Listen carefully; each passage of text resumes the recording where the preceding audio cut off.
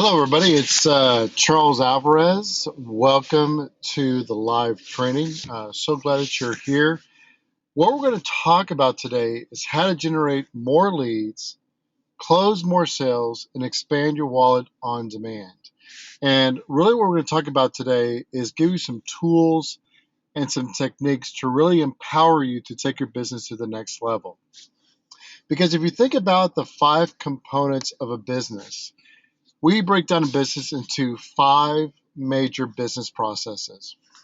The first business process is how good or how effective does your business generate more leads? And one thing that I want to be very, very clear here is I'm asking the question is how effective your business generate leads versus how effective do you generate leads? Because in order to truly scale a business, what I have found is that you really have to have people come around you and support you in helping you take your business to the next level. So if you are the one that are responsible for 90, 95, or in a lot of cases, 100% of your lead generation, my question to you is how scalable is that? What happens if you get sick? What happens if you are out of commission for an extended period of time? Because that involves a lot of risk into your business. So we're not just going to talk about on how to generate more leads for you, but truly how do I scale my business and how do I scale my business development process so that if something happens to me or if I just want to go on vacation, that the business is still there when I come back. So that's the lead generation process. After you generate leads, you have to have a sales conversion process. In other words, after we generate those leads, how do we take them from being somebody who is interested in what we do to actually be somebody who is going to be our customer or our client?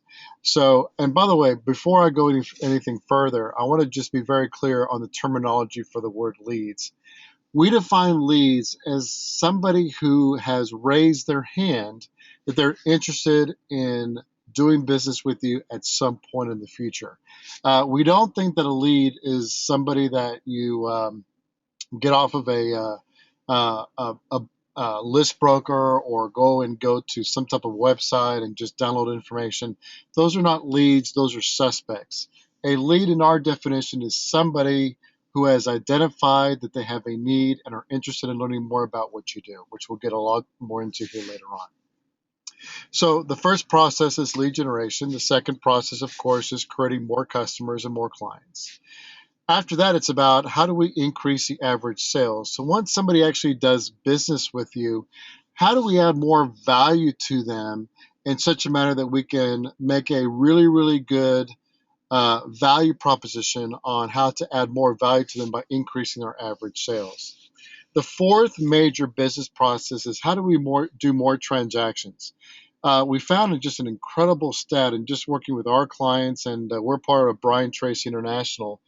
And Brian Tracy has been delivering business development, sales, and marketing training for the last 38 years in 62 countries to over 2 million people.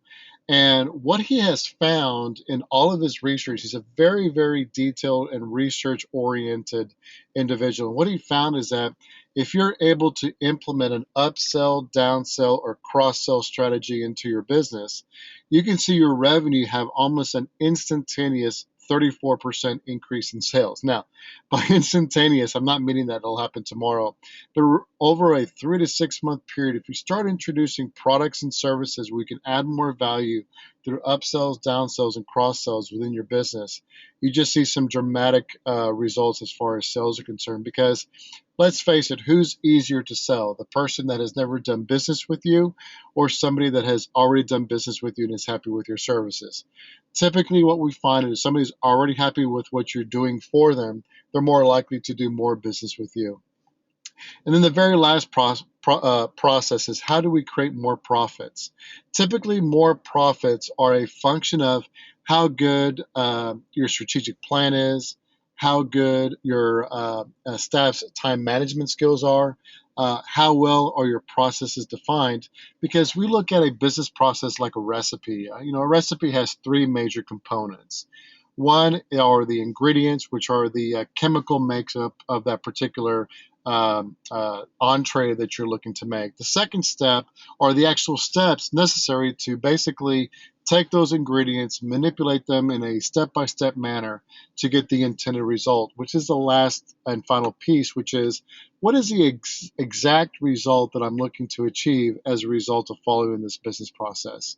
And oftentimes in our business, what we see is that one of the number one challenges our clients are having is they're saying that they're having a hard time finding the right people for their business. Oftentimes what we find is not necessarily that they're the wrong people in their business, but they haven't been communicated on exactly what results they expect and give them some type of a process or a plan or a recipe to follow to make sure that they're successful. So as you're trying to increase your business, we look at the five major processes as lead generation, number one, which is how many people have said, yes, I'm interested in having a further conversation with you. Number two is how do we convert those leads into actually paying customers? How do we increase the average sale per transaction? How do we generate more transactions through upsells, downsells, or cross sell strategies? And then how do we optimize our business processes to generate more profits? So after this hour is done, and I promise to be extremely respectful of your time, I know that we're all busy. We're all business owners in this call.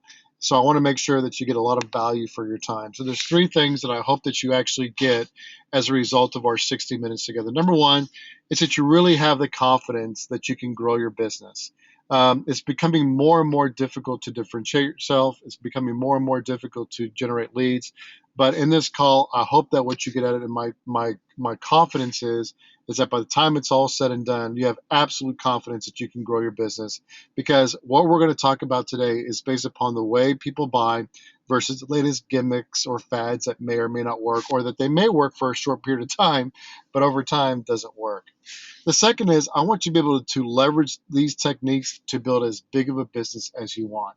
In other words, if you just come out of this saying, you know what, that was great information, but I really don't know how to scale it, I feel like I really didn't do my job. I really want you to be able to leverage these techniques we're about to talk about to build as big of a business as you possibly want.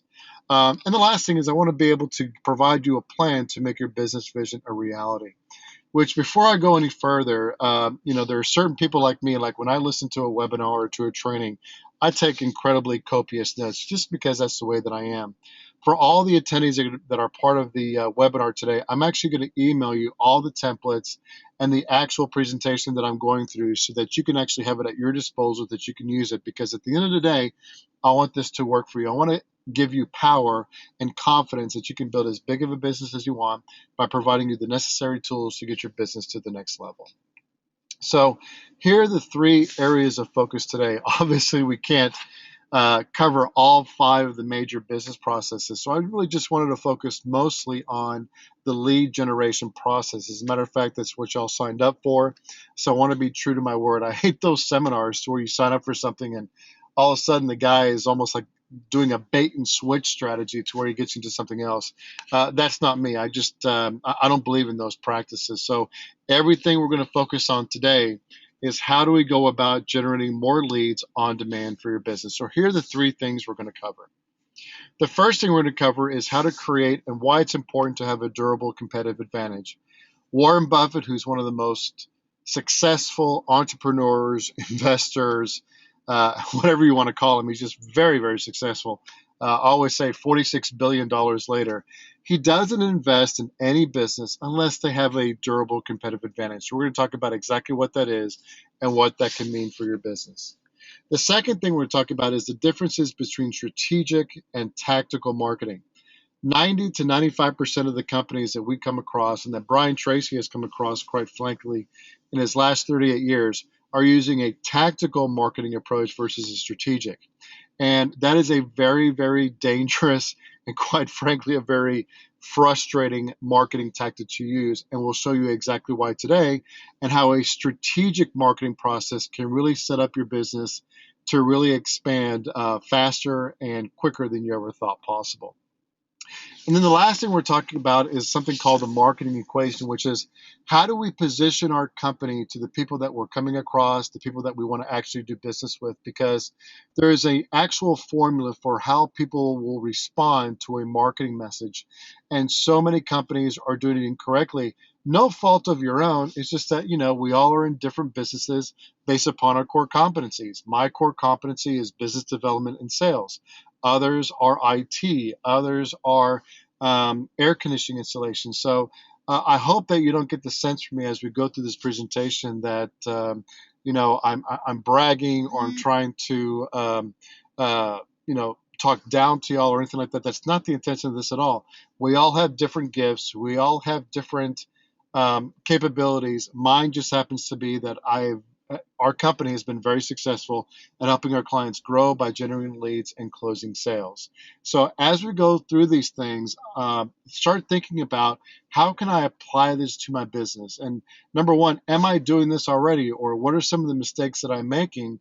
And then have the courage to say, you know what, I'm going to stop making that mistake and I'm going to follow this process instead, because I guarantee you these processes, these strategies absolutely work. We've tested these time and time again in the field, and they work every single time. So why am I doing this? Why go through this effort? Why have this webinar? Well, here's the reason why. Back in 2001, before I started my consulting practice, I had a financial services practice. And basically, I went to training for about 3 weeks in Hartford, Connecticut to learn how to be a financial advisor. And basically, for 3 weeks there, you would think that you would get a lot of value, a lot of training from there, but from being there, turns out that it wasn't really a great use of time. Basically, they told me, look, for you to be successful, you have to make 200 cold calls a day, you have to go to 2 networking groups, and basically, you have to just be a smile and dialer.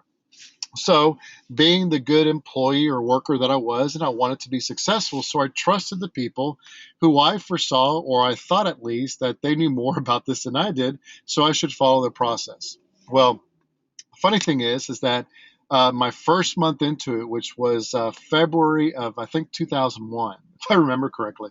That's the thing about getting older, you just start forgetting stuff every once in a while. But anyway, about a month went by, and I made about 3,200 cold calls in my first month. Um, that's a lot of cold calls. That's a lot of banging your head against the wall. And although I was able to generate leads, it was a very, very difficult process, and it was very, very time consuming. And I really didn't feel like I was getting where. I mean, I ended up getting about 128 leads as a result of it, but it wasn't a lot of fun. I was like, gosh, do I have to do this every single month? There's got to be a better way. So anyway, I'll never forget this time. At about 4:45 on a Friday afternoon, I called my wife, who was pregnant with our daughter at the time, and I said, honey, I'm kind of frustrated. I'm tired. It's been a month since I've been in this business. I've got 3,200 phone calls that I've made. I've got 128 leads to show for it, but we haven't generated any business whatsoever. So I'm going to go to the Galleria, which is where our offices were. I'm going to go to the Cheesecake Factory, and I'm going to have a bottle of wine by myself. And don't worry, honey, I'm going to, take a taxi cab and go home. My wife was like, "Are you okay?" I was like, "You know what? Not really, but I will be here shortly, and everything's going to be okay." So I hung up the phone with her at about 4:58, and at 4:59, lo and behold, a great friend of mine gives me a call and says, "Hey, Chuck," he calls me Chuck, and he goes, "You're a financial advisor guy, right?" I'm like, "Yeah. What do you want?" He goes, "Dude, are you all right?" I'm like, "Yeah, I'm fine.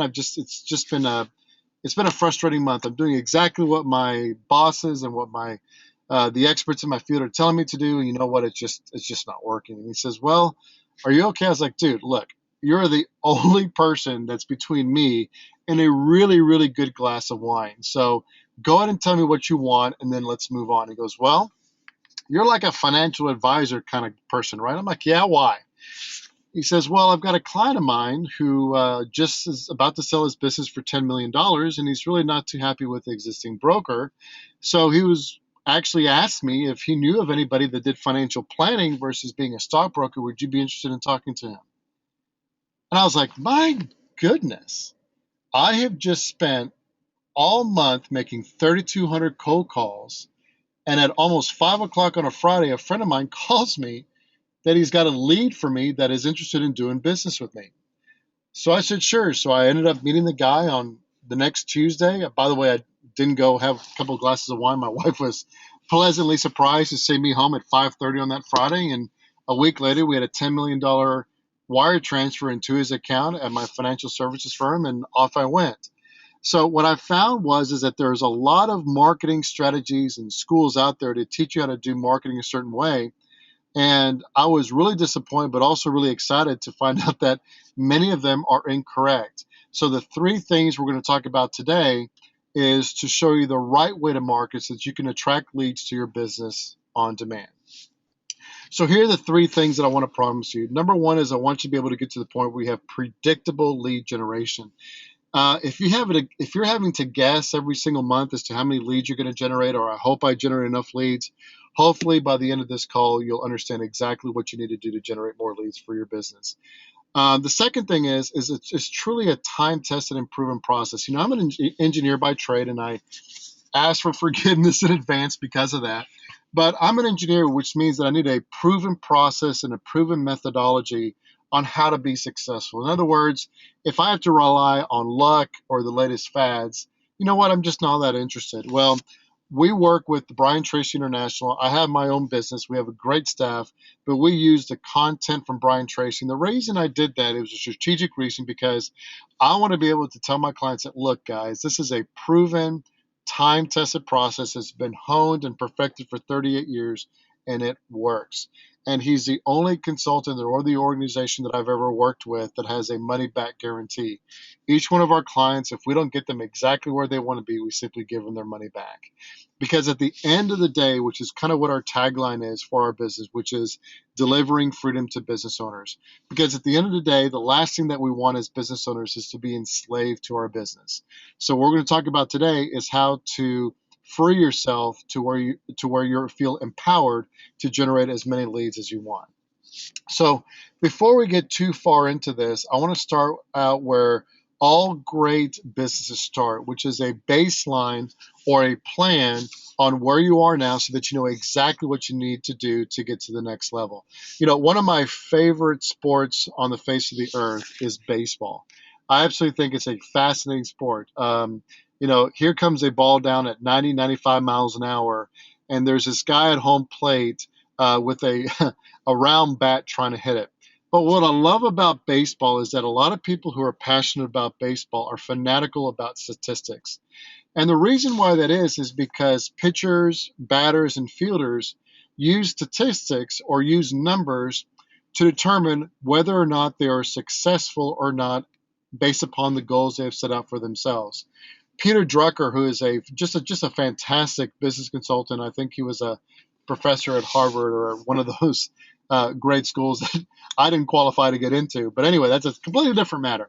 He said that what gets reviewed, what gets looked upon, what gets tracked tends to improve.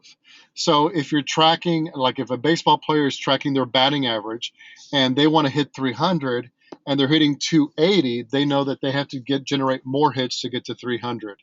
If a baseball player wants to have a 99% fielding percentage, which means he only generates an error 1% of the time, if he has a 95% fielding rate, that means that he has to do the best that he can in order to make sure that he doesn't generate more errors. So before we start talking about lead generation or before we start talking about sales conversion, we first have to have an honest and straightforward conversation either with your team or with yourself on where your business is right now. So what I'm going to talk to you about right now is the simple and easy way to create a one-page plan on how to plan for your business so that you can make sure that you're either on track or off track so that you can make adjustments as you go.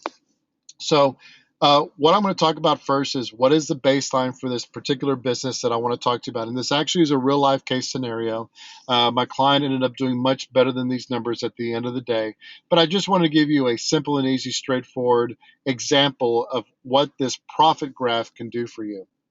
So the starting point of a profit graph is knowing exactly how many leads you generate on a yearly basis. So on this particular business, he was generating about 1,000 leads per year or about 83 leads per month.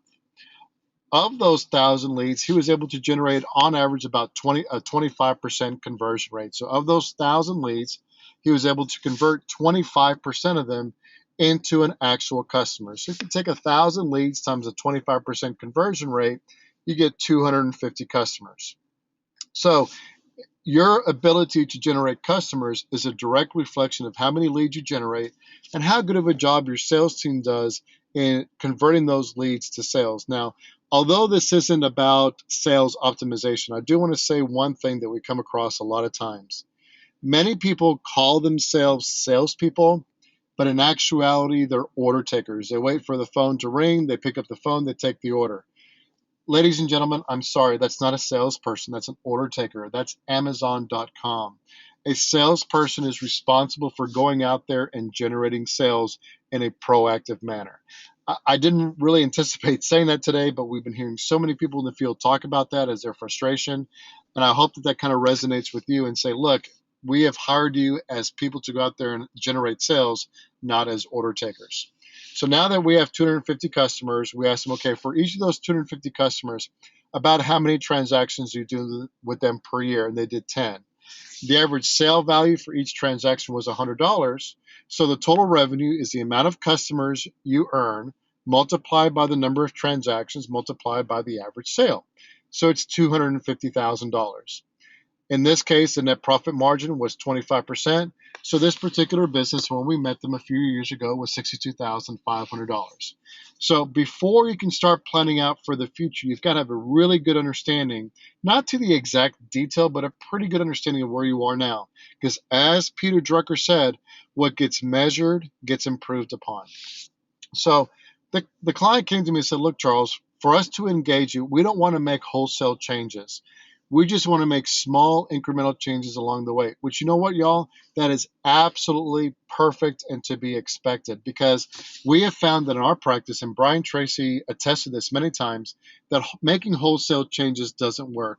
You have to do one thing at a time. In other words, take the next small step. I mean, we've heard the cliche over and over again. How do you eat an elephant? You eat them one bite at a time. Same thing here. So what he wanted to do is start out with having a 10% increase in each of the categories below. So he wanted to go from 1,000 leads to 1,100 leads, and he wanted to increase his sales process to where instead of converting 25%, it converted 27.5%. So if we take 1,100 leads times 27%, you get 302 customers. And ladies and gentlemen, this shows you not only the power of multiplication, but the power of small, simple changes. All he was planning for was a measly 10% increase in leads and a measly 10% increase in his sales process. And all of that led to almost 52 additional new customers. Now, as a result, he actually ended up with about 400 customers because they were starting to convert so many amount of leads because they were able to convert their leads to customers so much faster. But as you plan this out, just think about small incremental improvements. If you want to have a 5% increase, shoot. If you want to have a 2% increase, do whatever seems easy and natural to you. So we planned out for, instead of 10 transactions, 11, and instead of an average sale value of $100 by using upsells, downsells, and cross sells, even though that Brian Tracy has attested to many times that we see a 34% increase, we just assumed a 10% increase as we implemented an upsell, downsell, and cross sell strategy. So if you take 302 customers, multiplied by 11 transactions, multiplied by an average sale value of $110, you get a total revenue of $365,000. Now, we actually found that there were some processes that needed to be improved. There wasn't any time management on the part of the staff, and there was very little, if any, communication around the staff. So we thought that we could improve the margins from 25% to 27.5%. So if you multiply 365,000 times the 27% net profit margin, you get $100,490 in net profit. So as you can see, just making small tweaks along the way adds up to some really, really big and beneficial ends at the end. And also, if you think about the value of your company, a lot of people on this call are concerned about the value of their company. Well, if you multiply the net profit margin times a very, very, very conservative multiple of 3, we see that basically you've gone from a $180,000 business to a $300,000 business, almost doubling the value of your company just in 1 year. And that is not only possible, but probable as long as you have a systematized process in place. So let's talk about the systematized process first and foremost. We talked about a little bit earlier that the first place to start when it comes to lead generation is having a durable competitive advantage. And like I said earlier, Warren Buffett will not invest in a company unless it can articulate and communicate its durable competitive advantage. And that competitive advantage statement should be so powerful, so awesome, that it literally feels like you're doing what this boxer is doing to this poor soul in this picture, which it should basically just knock the lights out and just completely crush your competition. So let's talk about how to do that. The first thing is I'm about to share you some information that is extraordinarily powerful and should cause you to have goosebumps, literally. In 2012, Yahoo did or completed an 8-year study on small businesses and mid-sized businesses. So what they did is they had a control group of about 637 companies, and they were on a mission to find out how well were these companies able to articulate and communicate their unique selling proposition to the marketplace. And I'm telling you, y'all, they did a deep dive. I mean, an excruciating deep dive into these companies. And guess what? What they found is of those 637 companies they surveyed, the only thing that they could determine is that only about 2.8% of the company surveys can articulate and communicate what makes them different, what makes that particular company different versus others. So here's a question. You don't have to answer it out loud or anything, but here's a question. Based upon the competition or your best competitors in your field, how different do they sound versus you? For example, this call is for small business owners in the technology field. My question is, of your competitors, how many people say the same thing that you do? And that applies for every business. If you have a office supply business, if you have a marketing business, if you have an engineering company, look at your best competitors, take a look at their websites, take a look at their social media channels and what they're posting on social media, and ask yourself, do they sound any different than I do? And we've done hundreds of these for our clients, hundreds of these competitive analysis. And every single time we find out that our clients are saying the exact same thing as our competitors. And here's why that is so important to know. If your prospects, the people that you most want to do business with, cannot tell the difference between the value that your company delivers versus your competition, the only thing that they have as a basis for making a decision as to which vendor they're going to select is price. And I hope this doesn't step on too many toes out there, but I just want to say it because I want to serve you, which is this. If somebody is only doing business with you because of price, basically what they're saying is one thing. What they're saying is this: we cannot tell the difference between your company and any of your competitors. So we're going to go back to the third grade when we learn the greater than or equal to or less than and equal to sign, and we're going to basically pick whoever one is cheaper. But also, y'all, this should also give you a tremendous amount of hope as well and encouragement, which is this. If we can start educating, informing, providing new insights to our prospects and target market on the value that we deliver versus our competition, you're going to stand head and shoulders above any and all of your competition by educating them on the value that you can deliver to them versus your competition. We're going to get a lot more into it as we cover the differences between strategic marketing and tactical marketing, but just knowing that most of your competitors are not differentiating themselves either could potentially pay off huge dividends for you as you develop your unique selling proposition.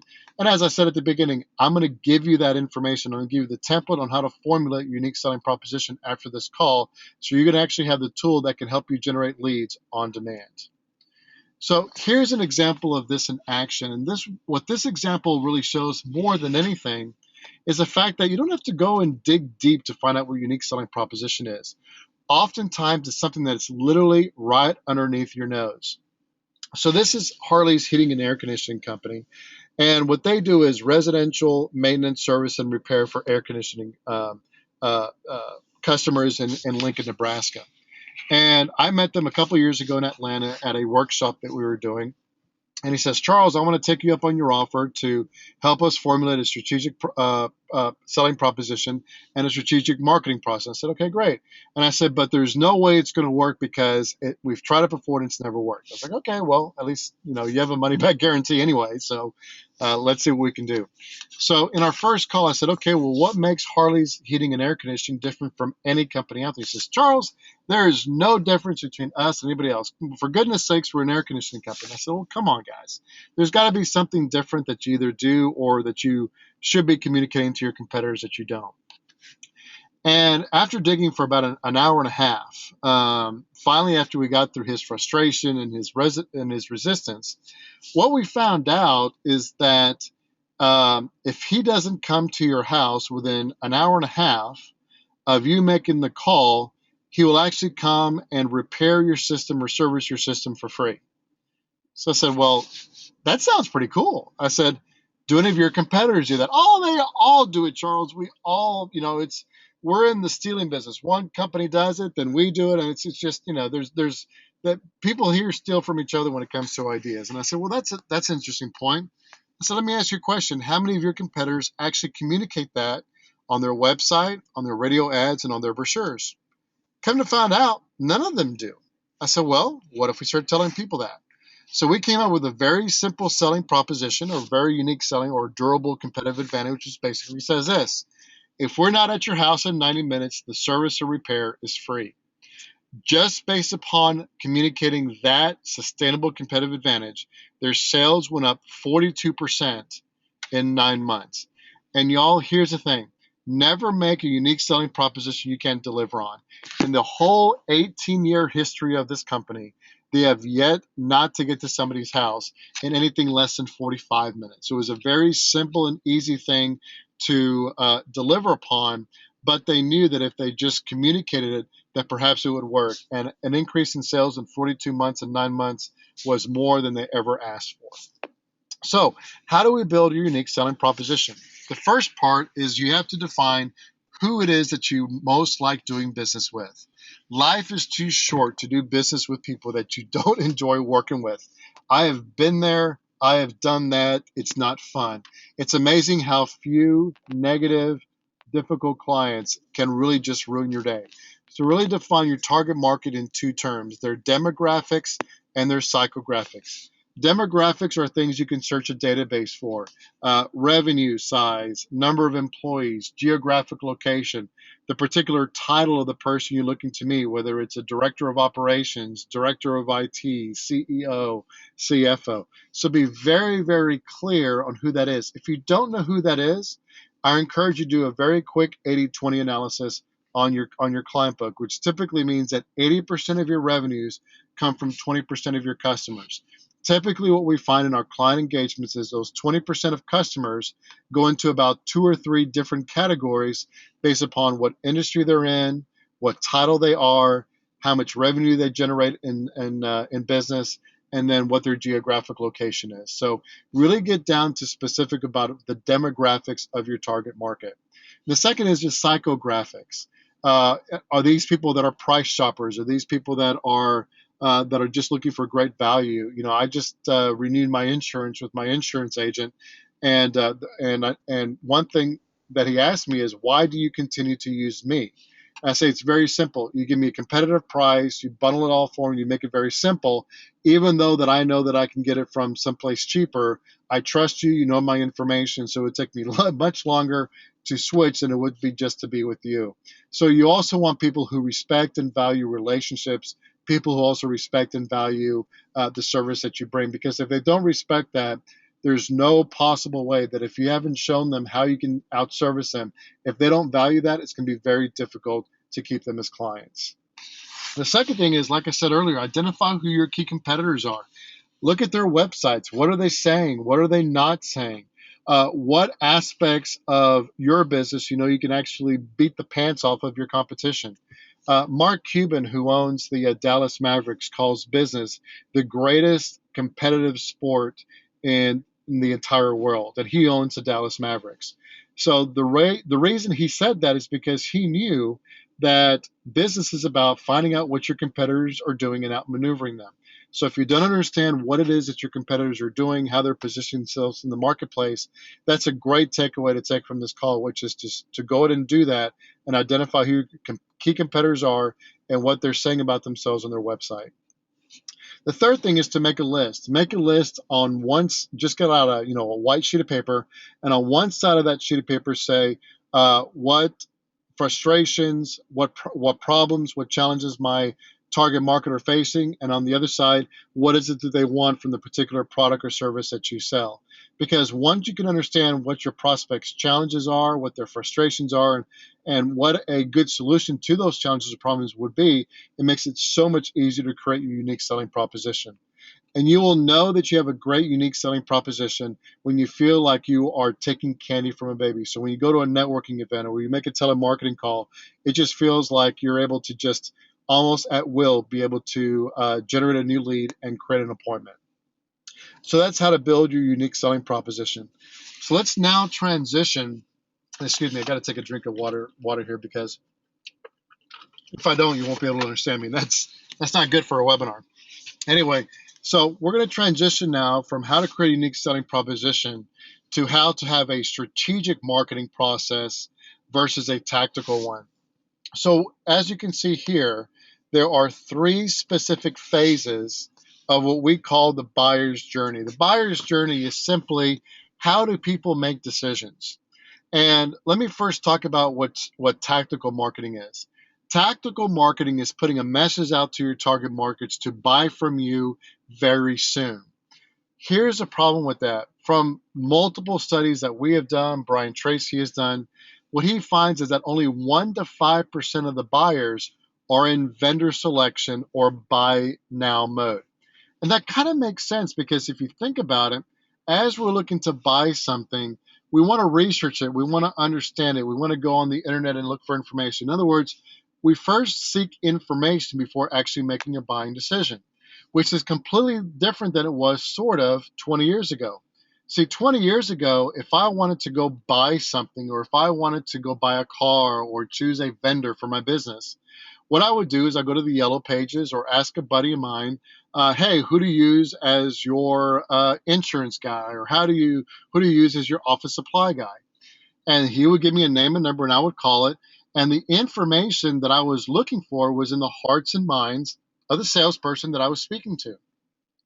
Well, since they created this thing called the internet, all of that information that used to reside in the minds and hearts of the salespeople now is available for practically nothing at all on the internet. I mean, my gosh, you can Google search anything and get the information that you want. So the way that people make a buying decision is you have to answer two questions first. The first question is, why should I buy? In other words, what are the benefits of doing business? What are the benefits of ownership of doing business with you? The second is, which just makes you very transparent, very vulnerable, is why shouldn't I buy? You know what? What we are finding in marketing today is those companies that can not only articulate or educate their market on why they should buy, but also on why shouldn't I buy?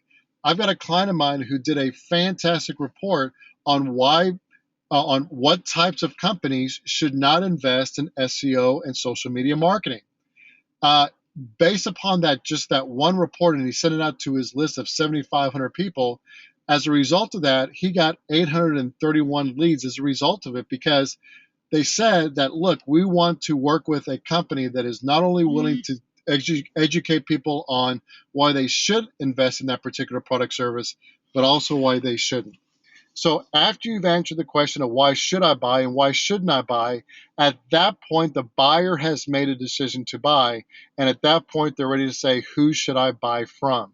However, those who are asking who should I buy from, what we call the now buyers, only make up to 1 to 5% of the total market out there.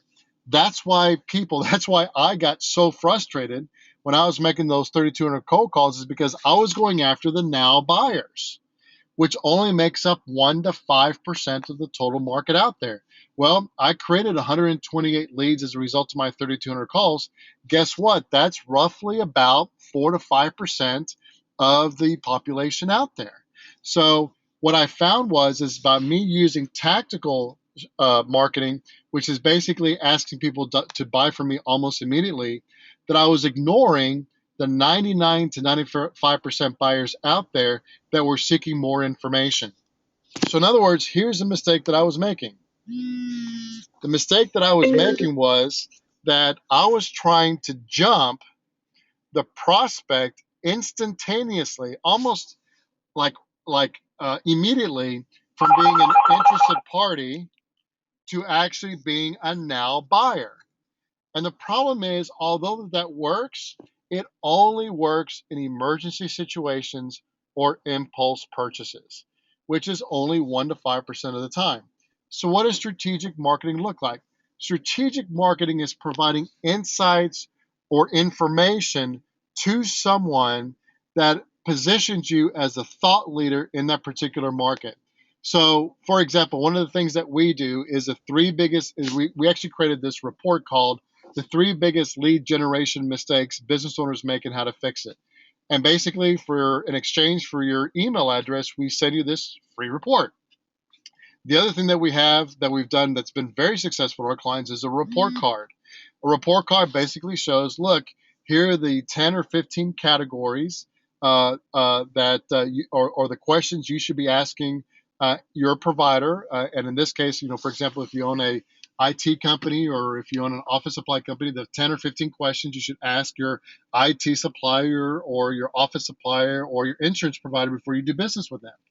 And on one column, it had that particular company, your company, in other words, and the answers to those questions. And then on another column, you would actually have your competitors or most of your competitors. And based upon what you know about your competitors, after you've completed your competitive analysis, you start comparing and contrasting one company versus the other.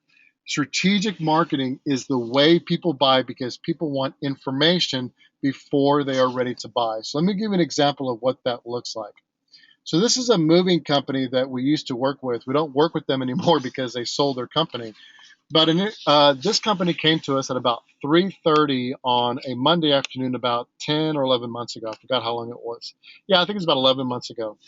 And they came to us and says, Charles, we've got $38,000 in our checking account.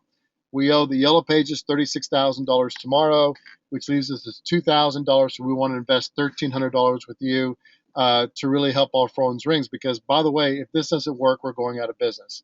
I was like, great, no pressure. Anyway, so what I did is I said, okay, well, let's sit down first and foremost, or let's over the phone talk about what makes your business different than any others. And I got the typical response, which is, Charles, we're a moving company. How much different can we be between one moving company and another one? So after about a 2-hour conversation, by the way, this copy that you see here on your screen, they had to have it at the Yellow Pages to publish it into the next release by 8 a.m. the next morning. So I had to work fast, okay? So what we found out about this particular moving company, though, was that they offered a insurance that most moving companies did not provide. What I found is that if a moving company takes your TV set or your computer and breaks it, typically the most they'll ever give you per item is $50. That's the minimum coverage requirements. What this company did is they offered their clients full replacement value on their insurance, which is one of the reasons why they were more expensive, which is one of the reasons why people didn't call them, because there was this thought pattern, or there was this expectation that, oh, you don't want to call these guys because they're too expensive. Well, what we did is we created this copy to talk about all of the outrage or all of the anger that's being created by homeowners because they didn't realize what the insurance limit were on their actual valuable property. So we ran out this ad to basically talk about that issue which is this. Last year, more than 4,000 damage and negligent lawsuits were filed against moving companies by outraged homeowners. That got the attention of the people looking at the Yellow Pages. This company went from 70 calls a month to 955 calls per month, and they were so busy they actually had to call their competitors to help them fulfill the demand. And all they did, ladies and gentlemen, is shift from tactical marketing, which is buy from me now, to providing them new insights or new information that their prospects hadn't been considering to position themselves as a provider of choice to do business with. In other words, they're educating or informing their target market on why they should do business with them versus the competition. And here's the thing, it's a lot easier to market information than it is to market your services, because in one, you're looking to serve, in one, you're typically looking to generate cash quickly. And here's the thing, if you provide information, if you provide new insights to your prospects, you typically will get a customer faster versus using tactical marketing. I know that sounds counterintuitive, but it works. I'm not going to, just in the interest of time, I'm not going to go into too much on this. This is a chiropractor that was basically using the typical tactical marketing strategy, which is, hey, I'm great, I'm awesome, I've been around for 30 years, come use me. And instead, he started offering a free report on how to alleviate chronic back pain. He went from 3 leads to 137 leads in 4 days. He converted 37 of those 137 leads to patients at $2,500 each. Once again, just like the moving company, made a $1,300 investment, got $92,500 in revenue.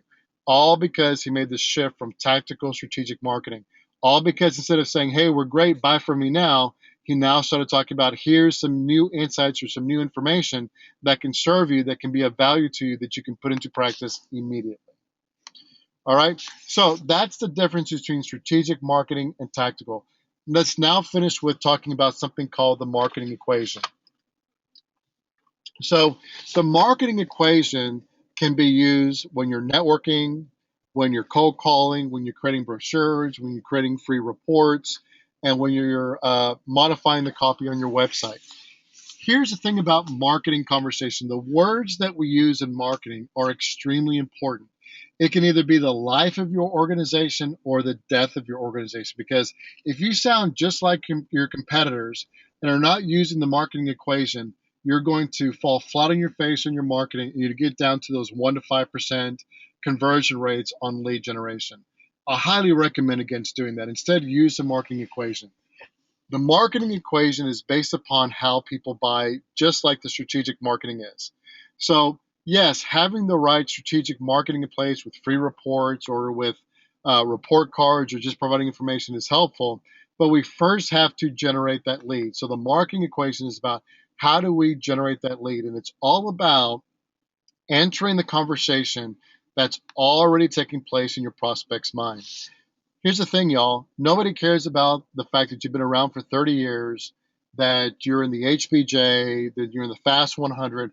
That's all talking about yourself. Well, nobody really cares about yourself, because everybody's in tune to one radio station and one radio station only, which is WIIFM, which stands for What's in It for Me. So the marketing equation forces you to get inside the heads of your prospects, because the way people buy is they buy with their emotions first and justify it with their intellect or with their brain second. So the marketing equation is intact, or has been developed and proven to work over the last 38 years by Brian Tracy and several other people that I've worked with, that the marketing equation forces you to get inside your customer's head so you can generate leads at will. So here's an example. Marion is an integrated marketing firm. They do websites and SEO. When I first started working with them, they were doing negative $28,000 in revenue. Now they're doing $128,000. And their biggest frustration, their biggest challenge was they just weren't able to generate enough leads. So what we did is we used the marketing equation I'm about to show you to generate leads for them by being in concert or being consistent with the way people buy, versus talking about how great Marion is, because like we showed on the last slide, people are interested in what's in it for me. So here's a marketing equation. And if you're taking notes or if you're listening, this is the most important thing that I can tell you all today. If you're going to use the marketing equation, it must be followed in order. In other words, when I give you these 4 things, they must be followed in order, because they take into consideration how people buy, which is they make this buying decision with their emotions first, and then they justify it with their brain. So the four parts of the marketing equation, and it is a multiplication equation, they all have to be there, and they all have to be there in sequence for you to get the right answer, sort of sorts, is number 1 is interrupt, then engage, then educate, and then offer. So interrupt, engage, educate, and offer. So the interrupt is marketing to their challenges. For example, Are you frustrated with the slow response time of your IT provider? Are you frustrated with the level of service you're getting provided by your office equipment company? Are you sick and tired of investing your hard earned money into an SEO campaign and not getting anything or little in return? So, what you're doing is you're speaking to the particular challenges of the target market, which brings me up to this point. If you don't know who your target market is, how can you market to them? So by understanding exactly who your target market is, which we covered under the section where we talked about the unique selling proposition, once you have a clear picture of who your target market is, guess what? You can start speaking their language. So the interrupt is speaking to their challenges, to their pain points, to what is keeping them from being more successful. And I'll show you some more examples here in a little bit. The second part is the engage portion. Engage is kind of like a after picture of what that particular company or person what their life can be like after they do business with you. Um, Engage statements start out with what I call future oriented language. Imagine if, what would it mean to you if? Like, for example, imagine if every time your network went down, somebody responded within 30 minutes or less. What would it mean to you if, when you run out of paper in your office supply company, it was replenished within the hour? So it's basically showing them the benefits of doing business with you. Now, those two things, the interrupt and the engage, speak to the emotive side of a human being. Now, a human being cannot make decisions based upon emotion and emotion alone. The cognitive mind, or the thinking, or the analytic brain, or what we call the skeptical brain, has to have a couple of bullet points necessary to basically justify their emotions. So it's just providing them a couple of pieces of information necessary to get them over the hump. And I'll show you an example here later. And then the last thing is a low risk, or even better yet, no risk offer. It can be a free report. It can be a 15-minute consultation. It could be a report card. In other words, what is the next step necessary? What is the next logical step in the sales process to convert them from a lead, now that they have said, yes, we're interested, to make them into a prospect? So I'm going to open up our e-learning site and show an example of what the marketing equation looks like. So I'm going to go down to IT, just because it seems to be a fairly popular one these days. And I'm going to show you an example of this actually at work. So here's a computer maintenance company, assuming that it loads. There we go. So this top portion here is the interrupt, the biggest problems with most computers and how to overcome them all. So what that is there is the actual interrupt, which speaks to the challenges that their prospects are having with their computers. And then it just goes out there and lists some of them: computer viruses, spyware, security of confidential data, wireless, networking, spam, internet protection.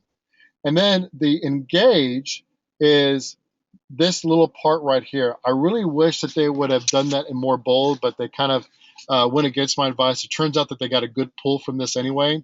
But basically, what that was doing is engaging them further into the conversation. All of these 3 points here are the 3 things that they knew better or performed better than the competition. So they were educating their target market on 3 bullet points on what made them better. And then look what they did. They offered them a free copy of a security checklist called Wireless Network and the Dangers of Spyware. So in other words, when this particular prospect, if they were interested, called, they weren't going to get sold to, they weren't going to be told to buy a new computer. They simply were going to either call or ask for this free report. So then what the cool thing about that is that once you get their name and telephone number and email address, now you can start marketing to them, and now you can start educating them on the benefits that you can offer them and why they are what would make them a good fit for what you do. And then, of course, like we talked about in strategic marketing, what would not make them a good fit. I'll be really fast on this one more, which I think this one is great. This one says computer troubles, very simple, speaks right to the customer. Call or visit us today for a friendly, reliable service. So call or visit us today for friendly, reliable services is the engage, to show them that when this person shows up, they'll be reliable and that they will be friendly. And the reason why they put that is because they found out that their competition wasn't. So they wanted to speak in such a manner that differentiated themselves from the competition. So that is basically how to create and and position yourself into the market. Last thing I want to talk about just very quickly, if you don't have this in your business, I highly recommend upsell, downsell, or cross sell strategy. An upsell is basically to where somebody buys your core product, but then there's an additional complementary product that could add more value to their life. A downsell is that if they don't buy your core product, what is your backup that you can have just to get your foot into the door? So it could be, instead of buying, your full service IT servicing package, what they might only do is buy 5 hours per month and just do the minimum package. So we find that most small and mid-sized businesses do not have an upsell, downsell, or cross-sell strategy. By implementing one, we have seen that on average, your sales increase 34% over a 6 to 12 month basis. All right, so now it's your turn. So after this, what I'm going to do is I'm going to send you three things. Number one is I'm going to send you the what we call the way to wealth formula, which basically is a profit graph. The second thing that we're going to send you is the template on how to create a unique selling proposition. And the third thing is we're going to send you the actual presentation on the marketing equation yourself so that you can actually start formulating how you're going to position your company, your products and service to the marketplace. Now, here's one thing that I love that Tony Robbins says. He says this: knowing what to do and not doing it is the same thing as not knowing what to do. In other words, information is cheap, information is easily accessible. It's what you do with that information. It's actually implementing that information. So here's what I'm going to do for you. After I send you those things, I'm going to send you another email to sign up for what's called our Business Accelerator call. It's a 60-minute call with myself to where we're actually going to go through each of your marketing, go through your website, go through your collateral, look at your unique selling proposition, and I'm going to give you some tangible pointers on how to improve upon it so you can help generate leads on demand. In other words, I'm going to take an hour to help you implement the three strategies that we talked about in here, which is creating your unique selling proposition, coming up with your strategic plan, and coming up with your marketing equation for your business to position yourself. Because at the end of the day, I want you to be able to take the information in this call and use it to your benefit to where you have the confidence that you walk into a room full of your target market where you make 10 cold calls or 10 prospecting calls, that you have a very high level of probability of generating a lead. So I'd like to end by saying thank you. I personally think that the greatest asset that we all have is our time. The last hour you can never get back. I hope it was extremely valuable to you. Be on the lookout for that email that sends you the information on the unique selling proposition, the way to wealth plan, as well as the information or the presentation on the marketing equation, and also my invitation for a free 60-minute call on how we can take the three concepts that we just described in here and implement into your business so you can generate leads on demand. Hope this was worth it. Looking forward to speaking with y'all soon, and have a fantastic rest of your day.